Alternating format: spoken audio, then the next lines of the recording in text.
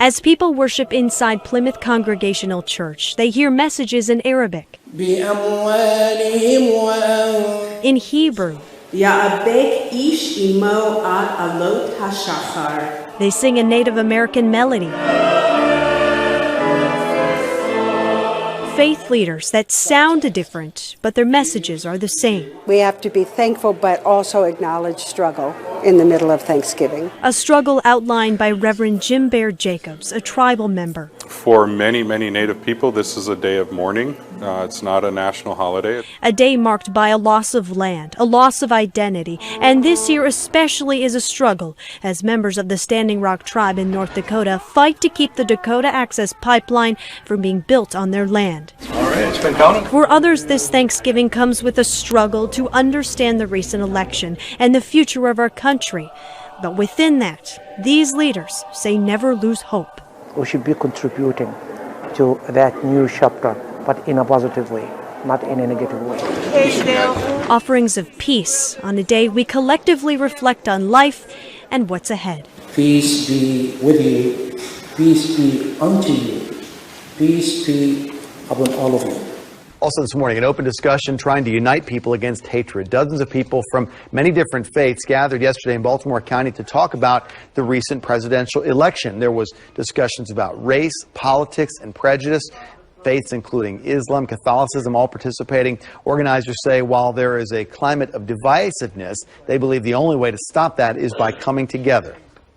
There's obviously a very clear, situation right now where there has been a lot of negativity.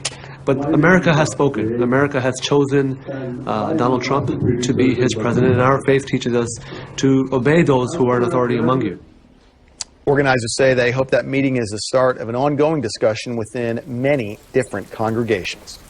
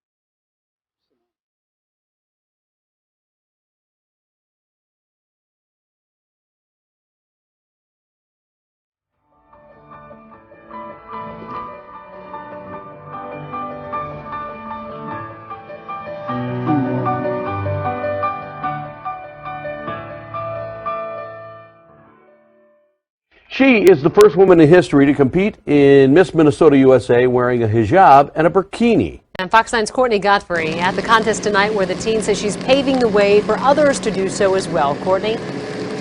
Kelsey, the 19-year-old made it into the top 15 today. Quite an accomplishment for someone who had zero pageant experience up until now.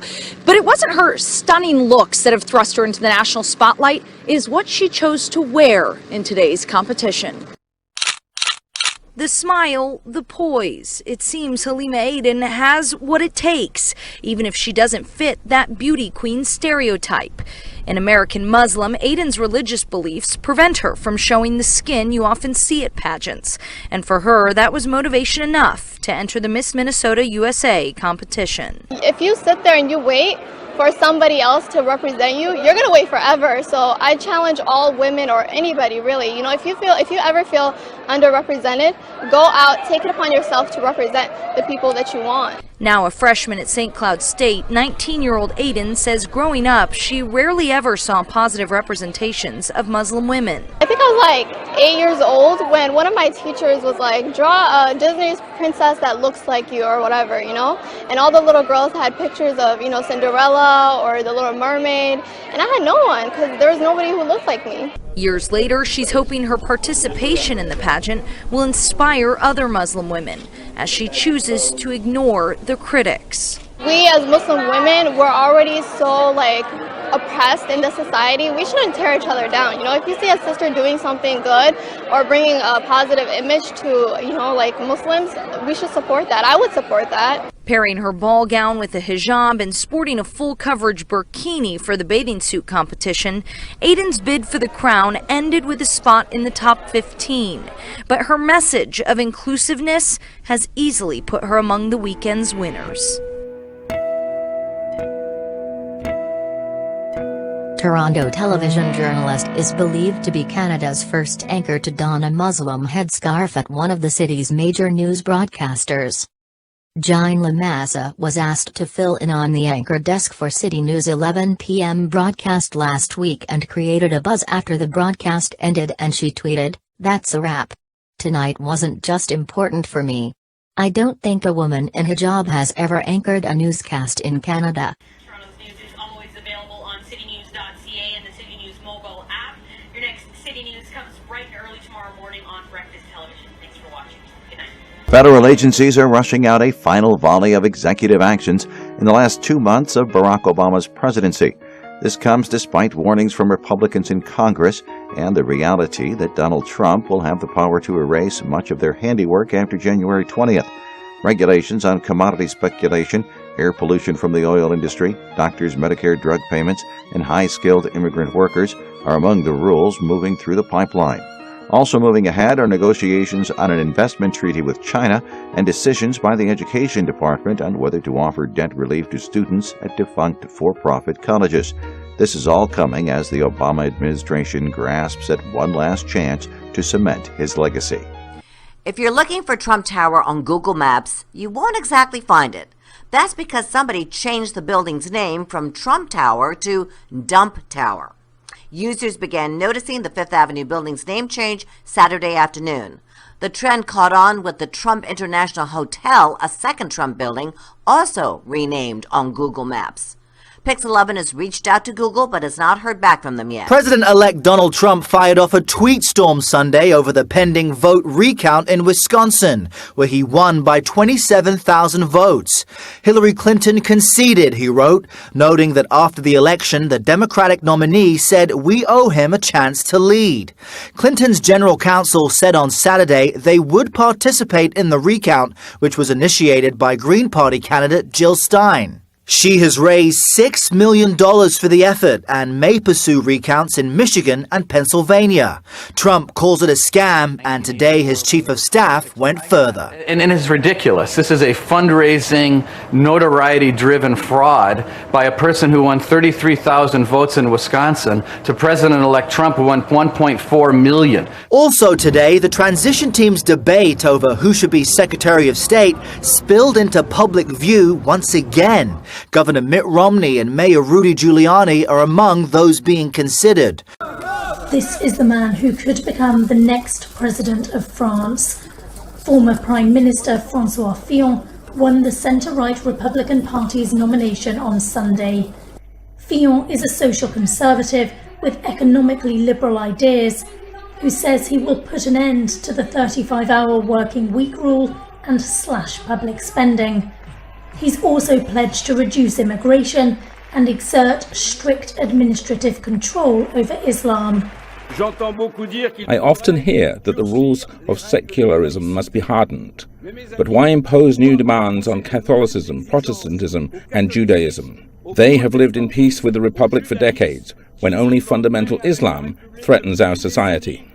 President François Hollande will announce whether he will seek a second mandate in December.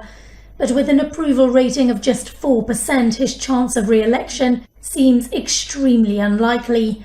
The first major clash between Israeli forces and Islamic State-affiliated terrorists happened in the Golan Heights this morning. Syrian territory, just over Israel's northern border, has been the site of intense fighting between al-Qaeda-linked terrorists and Assad regime forces, ever since the Syrian civil war broke out in 2011. The Israeli army has often retaliated for the scores of mortars shot into the Jewish state as part of a spillover violence. But this morning was different. In a special mission planned by intelligence officers, Israeli troops from the Golani Brigade's reconnaissance unit crossed the security fence with Syria to conduct an ambush operation. While still on Israeli soil, they came under small arms fire from terrorists identified as belonging to an ISIS group now known as the Khalid ibn al-Walid Army. The Israelis returned fire, but after they were then shot at by mortars, IDF jets responded with an airstrike, killing all 4 terrorists involved, who were operating a machine gun mounted on a truck. Israeli officials have long made it clear that no violations of sovereignty will be tolerated.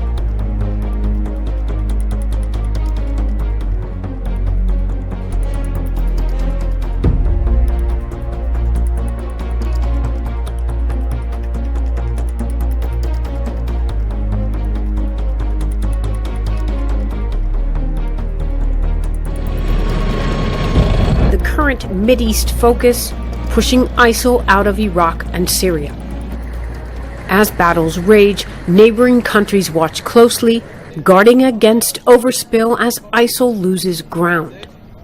Israeli soldiers man a lookout position in the Israeli-occupied Golan Heights, monitoring nearby fighting in Syria. This position is a mere few hundred meters from the fence that separates Syria from Israel. But, ironically, the IDF's main concern is not ISIL. Israel's focus is rebel versus Syria army fighting, errant mortar and tank fire landing in Israel, and Hezbollah heavy weapons convoys moving from Syria to Lebanon, weapons that could eventually be used against Israel. At the moment, the Israeli army is not a priority for them, so we don't anticipate an attack against us right now. But fleets of tanks are on standby. Sophisticated underground positions monitor movement inside Syria, and patrols routinely make rounds along the border. The red line for us, without question, would be a hit on our forces, or a hit on Israeli civilians. That is currently our red line. Since Syria's war erupted in 2011, dozens of mortars have struck inside Israel. Israel's response? Targeted counterstrikes. Tensions have reached boiling point between India and Pakistan over the past days after a dozen civilians and several Pakistani soldiers were killed in a cross-border shelling by India. The incident took place in the disputed region of Kashmir, which has seen a surge in deadly exchanges of fire by both sides over the past few weeks. Another incident involved the mutilated body of an Indian soldier who was found in Kashmir. Angry reactions by both sides has revived concerns that the 2 nuclear-armed rivals could soon move toward a third war over the area. And this time, the war scenario is deemed serious. An Indian nuclear submarine attempted to enter Pakistani waters days ago, but found itself pushed out by the Pakistan Navy. But we have to realize that a war between India and Pakistan is not a possibility. This is mere posturing, because both the countries have nuclear wars, and if there's a full-blown war happens between the 2 countries, it's going to be very, very damaging, not just for the 2 countries, but for the whole region.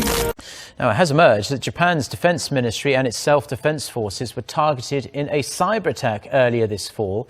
Kyodo News Agency reported Sunday, citing Japanese military officials, that the attack occurred in September, targeted multiple sites, and information may have been leaked. The ministry said the hackers are a well-organized group and potentially from another country.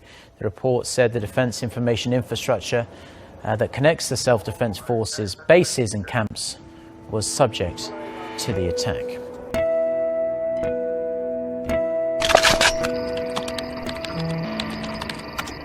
It could be a scene from a computer game. But in this video, the Russian Ministry of Defense is recruiting cyber soldiers. It asks, have you graduated university? Are you a technical specialist? Do you want to apply your skills? If yes, we will provide the opportunity. Не секрет, что уже там It is no secret that at least from the 1980s, mathematicians, good programmers, and electronic specialists have been hired to ensure the country's security. They also look for weaknesses in so-called enemy countries. The teams the Ministry of Defense recruits are known as research squadrons. It hires personnel through specialist websites and by posting ads on social media. Russia's cyber operations came under the spotlight recently when the FBI accused Moscow of using hackers to try to influence the US presidential vote.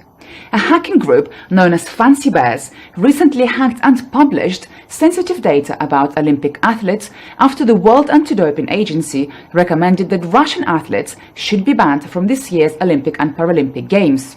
Some in the industry suggest this group is associated with the Russian intelligence. Russia denies any involvement in recent hacking cases. However, the Kremlin has been accused of using cyber attacks against Western governments. Moscow says it too faces unprecedented cyber threats. Cyber attacks on Russia are aimed at critical infrastructure, such as electricity, water supplies, and transport controls. But also, the government and its departments are attacked. Their websites are attacked. This happens regularly. In order to protect against cyber threats, the US Department of Defense announced plans to expand its cyber mission force by 2018. And Russia's research squadrons could soon become a cyber army. We were between 5 and 7 miles from runway when the engine quit. That's Don Reinhardt as he looks today, and Don 40 years ago, as the plane he was flying fell out of the sky onto France Avenue. Has an unreal quality to it, knowing what happened here 40 years ago today. Here, feet from the gas station that once stood at the side of this Bloomington coffee shop. It was pretty traumatic. The Ohioan piloting this corporate plane to the Twin Cities with the company president traveling with his wife and daughter, clipped that apartment building, sheared off a wing, then did something remarkable. They're using the jaws of life here to take the roof of the airplane off. He lived. This was a genuine 100% miracle. Of the 4 on board, Don was the most seriously hurt, pulled from the plane with a broken back, not expected to walk again, if he even survived. When my face met the instrument panel, my front teeth, top and bottom, were smashed out. I had to have plastic surgery to reconstruct my lips. You can still see the scar on my forehead just a bit. Days into Don's 2-month stay at Fairview Southdale Hospital, a student nurse would find herself at his bedside. It was a prize. Nurse Pat. Somebody brought teeth to the relationship. Would become Don's wife. It wasn't random. Think about all the flights in and out of the Twin Cities and how much the one that crashed impacted Don's life. Didn't know a soul. He'd arrived in Minnesota a stranger. Yep, didn't know anybody. But among those firefighters gathered round the wreckage, see that rescuer who helped pull Don from the plane? You see his left profile. 9 months later. This gentleman right here. He was Don's best man. Oh, yeah, you need a place? Sure, stay with us. And Don did. For 6 months he stayed with the Figgies, recovering in that body cast. I was just adopted.